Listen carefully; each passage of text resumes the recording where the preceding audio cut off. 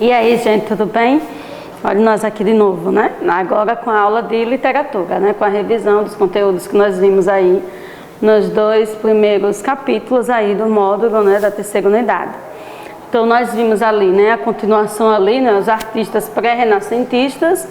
Quietismo, nós vimos a parte introdutória, nós ainda não vimos a literatura de catequese, né? O jesuítica. A gente viu só até a literatura de informação, ali que é uma das vertentes ali presente ali no quietismo, ok? Então, olha só, né? Esses artistas, na verdade, aí do Renascimento, né? Marcaram a história das artes entre o século XIV e XV. Foi um movimento, né? Artístico, intelectual, que se originou ali na Itália, né? Que foi, na verdade, o berço do Renascimento. Tá? E logo, né, se espalhou aí, foi para outros países, ok?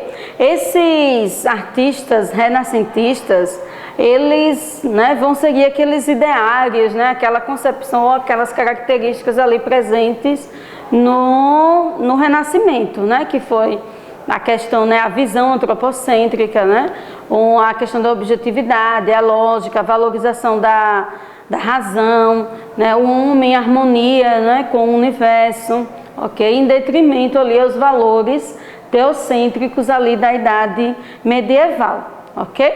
Passa aqui rapidinho um slide, e aí nós vamos ver alguns, né, alguns artistas que nós vimos e que tem também no módulo de vocês.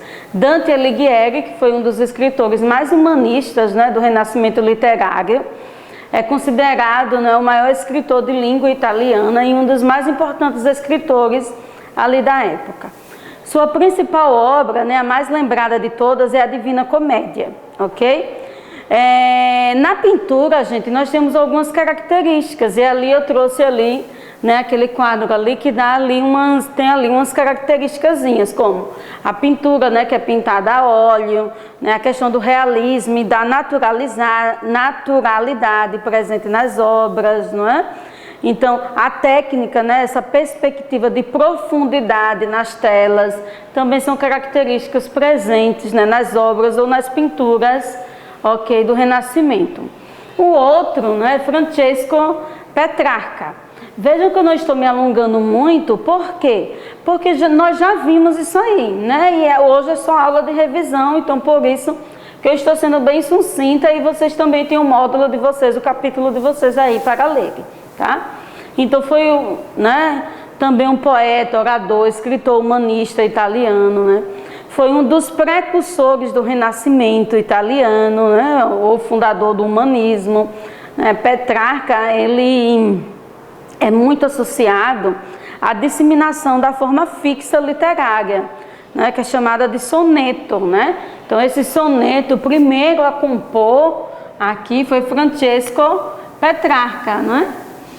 E o que nós podemos entender como soneto, né? Soneto é aquele poema, gente, é um poema que tem uma forma fixa, né?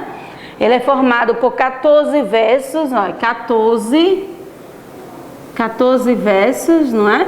Sendo 4 estrofes. Não é? Nessas 4 estrofes nós temos 2 quartetos e 2 tercetos. Por isso que o soneto apresenta uma forma fixa literária. E o primeiro, né, a trabalhar, a disseminar, na verdade, esse tipo aqui de poesia, né, o soneto, foi Francesco Petrarca, por isso também aí a sua importância, tá? O próximo, né, foi Giovanni Boccaccio, né?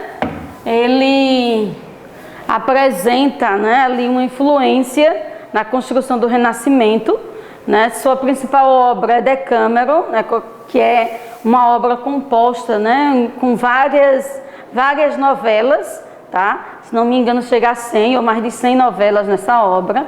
E é uma obra, né, da literatura realista universal, ok? É uma das primeiras, né, a ter, né, a ser considerado a pertencer a essa narrativa aí, né, universal, tá?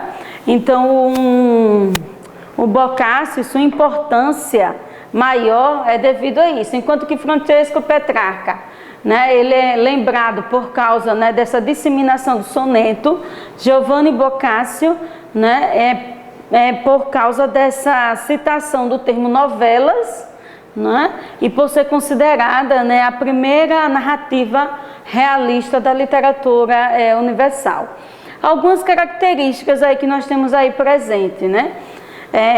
Primeiro, o classicismo, né, que são os artistas que se inspiram, né, nos modelos clássicos. O racionalismo, que é a valorização da razão, né, a questão do equilíbrio, né, a própria arte, a produção da arte renascentista procura aí esse equilíbrio, essa harmonia, né, entre a forma, né, a proporção, entre a forma e a proporção, né, e a simetria. Os temas da arte renascentista, né, religião, mitologia, a vida cotidiana e a natureza, tá? Então, gente, agora vamos ver, né, Miguel de Cervantes, né, já vimos Francesco Petrarca, já vimos Boccaccio, e agora vamos para Miguel de Cervantes, né? É um poeta espanhol, né, sua principal obra, né, é Dom Quixote de la Mancha, né, uma obra imortal, é uma das obras mais vendidas depois da Bíblia, ok? Essa obra é Dom Quixote de la Mancha, tá? Muito interessante. Não vou me deter nela, porque nós já falamos na aula passada, ok? Por fim, William Shakespeare, né? Que é considerado, né, um poeta nacional, né, inglês, é um dramaturgo da literatura mundial, tá? Vai escrever várias obras. Na tragédia, a mais famosa de todas, né, Romeu e Julieta, que inclusive já foi adaptada aí para o cinema, ok? Tem várias versões aí de Romeu e Julieta.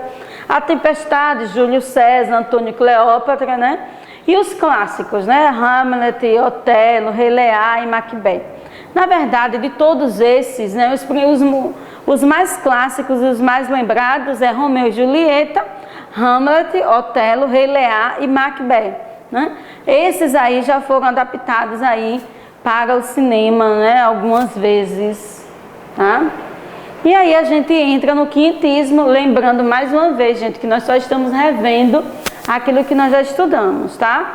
Então, olha só, o quinhentismo, né, ali século XVI, o quinhentismo aqui no Brasil, né, só tem esse nome aqui no Brasil, né, esse nome quinhentismo, tá? Porque na Europa vivia-se o auge do classicismo, né, do Renascimento, tá?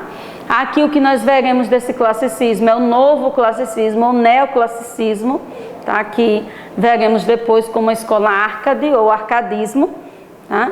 O quinhentismo, gente, reflete todas as manifestações genéricas que ocorreram ali no século XVI, tá?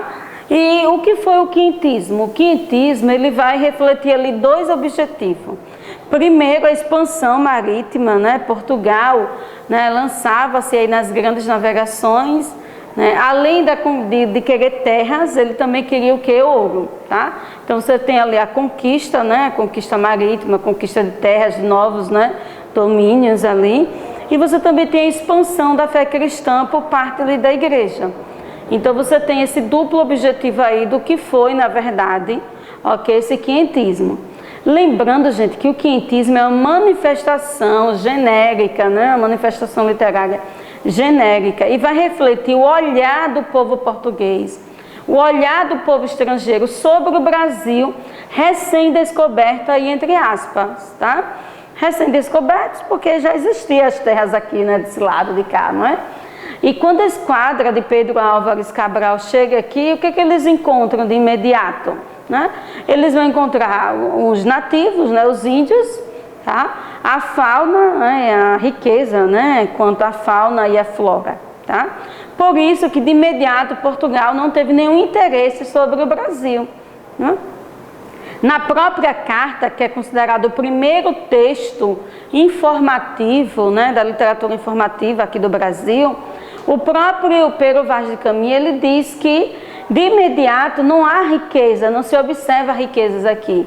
Que o que poderia realmente acontecer de interessante seria realmente catequizar, ok, levar a fé cristã para os selvagens, que era assim que eles chamavam os índios nativos, né, que aqui viviam, está bem? Então, por isso que Portugal, de imediato, não tem esse interesse mesmo, né, esse olhar econômico, né, para o Brasil, porque não encontra aqui de imediato riquezas, ouro, tá? Vou mudar aqui rapidinho. Aí nós temos a literatura de informação, né, que é um segmento das manifestações literárias, né, eu já falei sobre isso. Neste período, o quinhentismo se divide em duas. E isso daí é importante, viu, gente? Porque o quinhentismo, ele vai se dividir em duas vertentes, né? A literatura de informação e a literatura de catequese, ou jesuítica, né? Ou a literatura de formação, tá? A literatura de informação, gente, é uma literatura permeada, né, de descrição, principalmente descrição da nova terra, né? Aborda uma linguagem simples, ok? E eram textos escritos pelos viajantes ou cronistas da época. Por isso que a literatura de informação também é chamada de literatura, né, dos cronistas, ou, né, literatura dos viajantes, ok? Gente, a Carta de Pero Vaz de Caminha é o principal texto da literatura de informação. Inclusive, né, já está até aqui, né? Pero Vaz de Caminha, ali você tem um fragmento da carta, né? O principal texto aqui, ó, de Pero Vaz de Caminha, eu vou colocar aqui, viu? É a carta. A carta, tá? Esse principal texto aí, né, que pertence à literatura de informação, gente, ele não apresenta valor literário.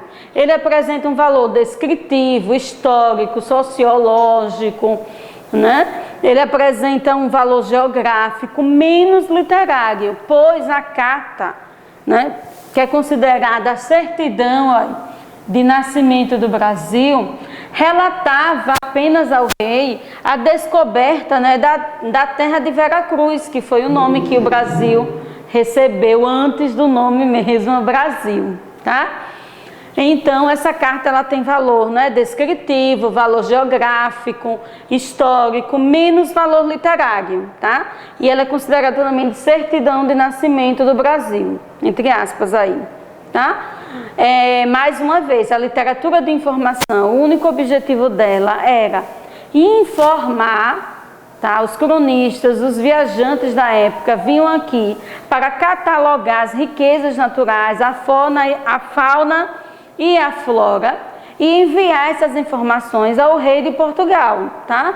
Então, essa literatura de informação é uma literatura meramente descritiva. É uma literatura que ela era escrita apenas para informar ao rei de Portugal o que aqui se passava, ok? O próximo, né, Pero Lopes de Souza, que vai escrever o Diário da Navegação da Armada, ok? E aí, né, gente, vamos, né, praticar. Só lembrando que nós não trabalhamos a literatura de catequese, né? Ficará para uma próxima aula, lembrando, né, que essa parte foi a parte introdutória, né? Relembrando aí mais uma vez. Lembre-se que o quinhentismo é uma manifestação genérica que ocorreu apenas aqui no Brasil, né? Reflete o duplo objetivo. Primeiro, reflete a expansão marítima, né, de que estava ocorrendo ali em Portugal, né, a busca por novas terras, né, ouro, e também reflete aí a expansão da fé católica, né, da fé cristã, ok? E a literatura de catequese, né, ou de formação, ou jesuítica, nós veremos no outro momento, viu, gente?